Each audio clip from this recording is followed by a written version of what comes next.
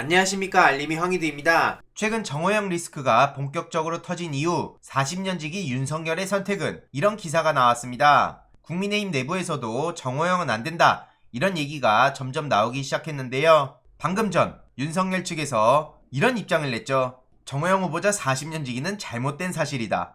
야, 이제 이런 식으로 입장을 내는 겁니까? 참 윤석열답다는 생각밖에 안 들고요. 참고로 정호영 씨도 사퇴설에 대해서 계속해서 일축시키며 본인 자녀들도 노력했다는 점을 헤아려달라, 이런 식으로 입장을 내고 있습니다. 지금 계속해서 단독 보도가 터지고 있죠. 따라가기가 벅찰 정도로 많은 소식들이 전해지고 있는데, 어제 말씀드린 정호영 아들 공저 논문은 정작 원저자가 2배나 일하고 이름도 못 올렸다는 사실이 전해졌습니다. 정호영 아들은 마지막 3개월간 하고 그 A씨는 5월부터 2번에 나눠 6개월가량 2배나 일을 했다는 건데요. 이렇게 사업 참여 기간과 참여율, 급여까지 명시된 내용이 강선우 의원실을 통해 공개가 됐죠. 그런데 정작 발표된 논문에 A씨는 이름을 올리지 못했다는 겁니다. 심지어 정호영 아들이 3저자로 등재된 논문은 A씨의 논문 짜깁기 의혹을 받은 거죠. 학부생은 정호영 아들이 유일했다는 소식도 특혜 논란에 불을 붙인 내용이고요. 이외로도 SBS에선 정호영 해명에 배치되는 내용이 보도됐습니다.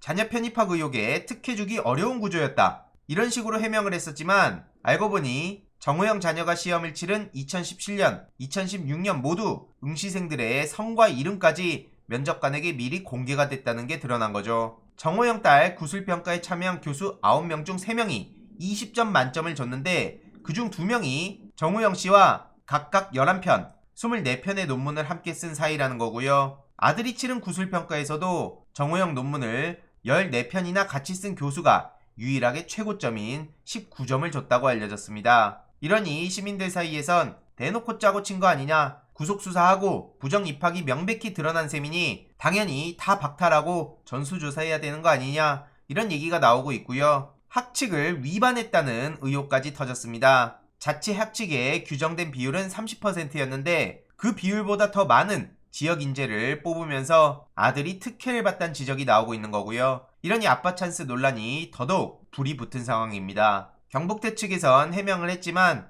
해명과 다르다는 내용까지 이렇게 드러나고 있고요. 오죽하면 의대 교수들은 병원장 자녀 입시 사실을 모를 리 없다, 전수조사해야 된다, 이렇게 들고 일어섰습니다. 정호영 해명에 대해 납득하기 힘들다는 견해가 의료계 내부에서 지배적이란 거고요. 공정성 논란이 불거지면서 국민의힘과 젊은 청년들까지도 반발하고 나서니 윤석열 측에선 40년직이 아니다, 이렇게 선을 그어버리는 거죠. 아무리 저렇게 말장난을 한다 하더라도 윤석열 당선자의 책임을 피할 순 없을 거고요. 심지어 자녀 봉사활동 쪼개기로 규정 위반 논란까지 터졌네요. 자녀의 경북대병원 봉사활동 쪼개기 등록이 규정 위반이란 건데, 왜 같은 날에 이뤄진 봉사활동을 쪼개서 등록한 건지 의문일 수밖에 없다는 얘기가 나오고 있고, 딸은 20건의 봉사활동에 70시간을 봉사했다고 기록돼 있지만 모두 쪼개기로 등록했다고 합니다. 규정을 어기면서 30시간을 더 올렸는데 아들 또한 30시간 규정 위반하고 더 올렸다고 하네요. 게다가 16년 1월부터 7월까지 했다는 봉사활동 20건이 마치 복사한 것처럼 장소와 시간 내용이 똑같다는 얘기까지 드러났습니다. 그 봉사활동 시간을 등록한 사람은 경북대병원 직원인데, 조국 일가였으면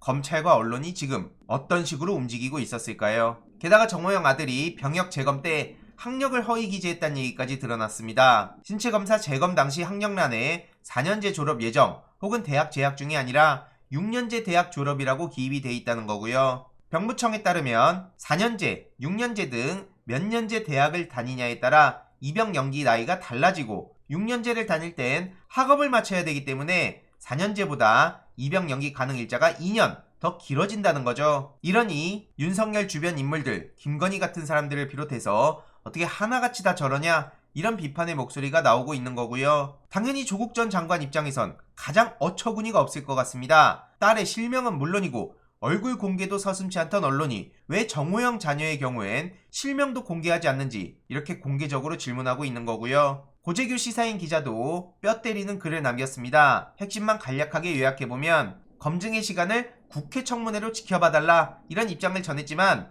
다른 사람은 몰라도 공정과 상식을 내건 윤석열은 그래서 안 된다는 겁니다. 조국 전 장관을 탈탈 털 때 국회, 언론의 시간을 짓밟고 강제 수사에 돌입한 게 윤석열 측이란 거고요. 어제도 말씀드렸듯이 윤핵관 장제원 씨는 기자들 앞에서 목소리를 높이기도 했죠. 그래서 두 가지만 지적한다는 건데 조국 후보자와 딸 명의의 카드를 죄다 뒤져서 사용 내역까지 탈탈 털고 10년 전 카드 내역까지 들여다봤습니다. 고등학생 식사 메뉴까지 다 조사했다는 건데요. 또 다른 하나는 실제 인턴을 했는지 확인한다면서 한국과학기술연구원 전산실까지 압수수색하고 초단위까지 뒤지면서 딸의 이동 동선을 복원했죠. 그런데 왜 2022년 검찰은 이렇게 조용하냐는 겁니다. 수사 기소권 분리 법안 반대에만 열중하고 있는데 한동훈 후보가 이런 말을 하지 않았습니까? 진영을 가리지 않고 법과 상식에 맞게 나쁜 놈들을 잘 잡으면 된다. 그런 사람이 지금 법무부 수장으로 오려하고 있는데 검찰은 왜 잠잠한 거냐 이거죠. 그러니 정호영 자녀들한테도 똑같은 잣대를 들이대야 된다 이거고요. 그게 윤석열식 공정과 상식의 잣대가 아니냐 이런 지적입니다. 틀린 말 하나 없다 생각하고요. 정경심 교수 판결문을 보면 도대체 국가형벌권이 어디까지 개입해야 하느냐 하는 문제에 대해서 고민을 하게 된다는 거고, 모든 국민들을 대상으로 10년 전 신용카드와 메일과 이동 기록까지 확인한다면 무사할 수 있는 사람은 아마 없을 겁니다. 이런 상황에 윤석열 당선자는 윤체이탈 화법을 쓰고 있고 헌법 정신이고 뭐고 기소를 위해 끝까지 질주하던 인간이 이제 와서 저렇게 국회의 시간을 지켜보자고 하는 건 내로남불이 아니면 뭐냐 이겁니다. 이에 조국 전 장관도 윤석열 정부 장관 후보자에 대해서 더도 말고 덜도 말고 똑같이 해라. 그렇지 않은 공정은 교정일 뿐이다. 이렇게 비판을 했습니다. 이외로도 다른 장관 후보자 논란도 계속 터지고 있는데 정호영 후보 논란이 너무 많이 터져서 그 내용 위주로 전해드렸고요. 다음 영상을 통해 다른 장관 후보자 관련한 논란도 간략하게 전해드리도록 하겠습니다. 이번 내용도 유익했다면 구독, 좋아요, 알림 설정, 멤버십 가입 정말 큰 힘이 된다는 점 말씀드리고 싶습니다. 이번 내용도 주위에 널리 공유 부탁드립니다.